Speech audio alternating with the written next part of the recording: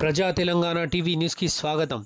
జగిత్యాల జిల్లా కాంగ్రెస్ మైనార్టీ అధ్యక్షులు సిరాజుద్దీన్ మన్సూర్ యొక్క కుమారుడు షాజ్ మరియు minority election joint commissioner Adil Patel యొక్క కుమారుడు సైఫ్ మరియు వారి యొక్క స్నేహితులు బీదవారికి ప్రభుత్వ ఆసుపత్రిలో రోడ్డు మీద ఉన్నవారికి ఫుడ్ పంపిణీ చేయడం జరిగింది.